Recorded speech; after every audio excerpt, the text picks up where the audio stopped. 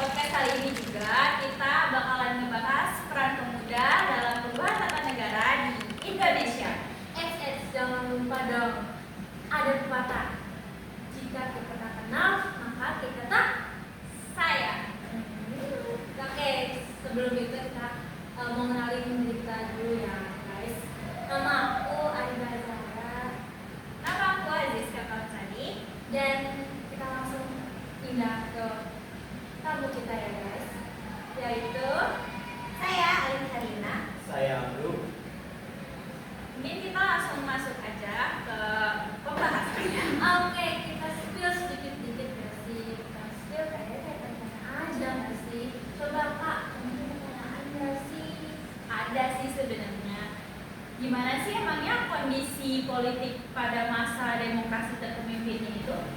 Jadi kondisi politik pada masa demokrasi terpimpin di Indonesia ditandai dengan dominasi kekuasaan penuh di tangan Presiden Soekarno yang memiliki pengaruh tertinggi atas lembaga negara. Nah, pada masa ini hak politik rakyat dibatasi, partai politik dibubarkan atau dibatasi, dan pemerintah bersifat otoriter tanpa adanya keseimbangan kekuasaan seperti check and balance. DPR hasil pemilu 1955 dibubarkan dan diganti oleh DPR gotong royong yang anggotanya diangkat langsung oleh presiden. Oke, berarti ini tuh semua pemerintahan itu dari presiden ya. Jadi masyarakat itu kayaknya belum punya hak buat berbicara gitu. Ayo betul banget. Oh iya, lanjut ke pertanyaan kedua. Nah, untuk pada masa ini tuh siapa saja penggerak organisasi pemuda pada perubahan tata negara di Indonesia? Nah, yang pertama ada Sugono Jojo Puspito, Ketua Kongres Pemuda kedua, tokoh utama penggerak Persatuan Pemuda Indonesia. Yang kedua ada Muhammad Yamin, perumuskan Sumpah Pemuda, aktif dalam JOM Sumatera Membon dan Indonesia Muda.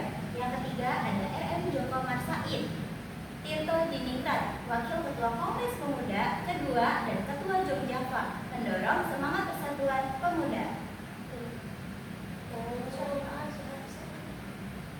Ada lagi, tiga lagi. Nah, yang keempat itu ada Amir Sarifuddin Harahap, Bendahara Kongres Pemuda II, tokoh muda revolusioner dari Jong Batavia. Yang kelima ada Sunari Sastrowardoyo, penasihat panitia Kongres Pemuda II. Terus ada Wage Rudolf Supratman, pencipta lagu Indonesia Raya sekaligus menyemangati gerakan pemuda. Nah, yang keenam ada John Muhammad Jai, aktivitas dari Jong Islamiyah Debon, mendukung persatuan pemuda lintas etnis. Oh, ini tuh orang penting ya. Banyak ya orang-orangnya. Enam guys. Oke, next kita langsung lanjut aja kan ya.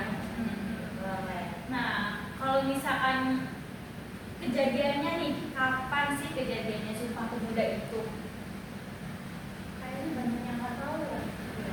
Jadi Sumpah Pemuda dilakukan pada tanggal 28 Oktober 1928 sebagai ikrar pemersatu pemuda Indonesia dalam pergerakan kebangsaan. Nah, itu.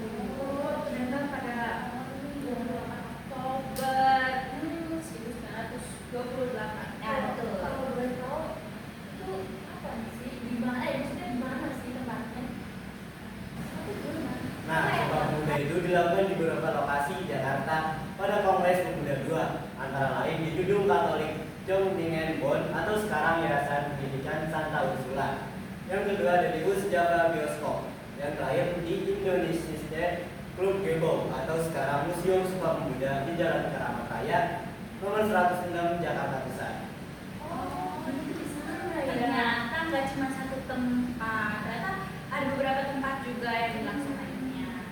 Ini langsung lanjut aja kali ya ke pertanyaan selanjutnya. Apa sih yang terjadi pada saat perubahan tata negara ya? Pemuda di Indonesia.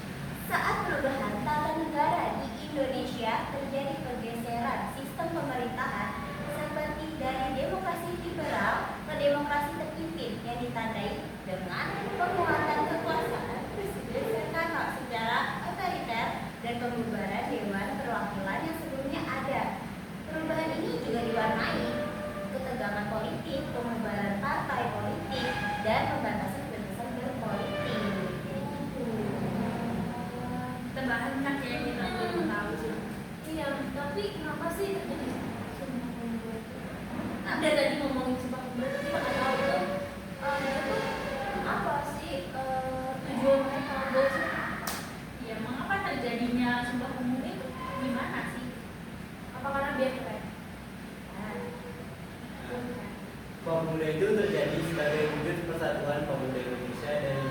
beberapa daerah dan organisasi yang ingin menghapus perbedaan suku, bahasa, dan daerah untuk memperkuat rasa kebangsaan dan memajukan kemerdekaan Indonesia.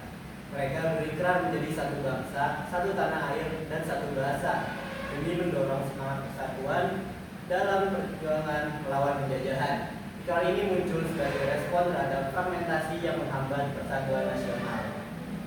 Oh, ternyata kayak gitu terjadinya proses-prosesnya dan di mana panjang juga ya. Dan banyak juga tokoh-tokoh yang terlibat seperti yang tadi kita disebutkan. Berarti itu intinya ya Sumpah Pemuda itu sebagai kekuatan dan pemuda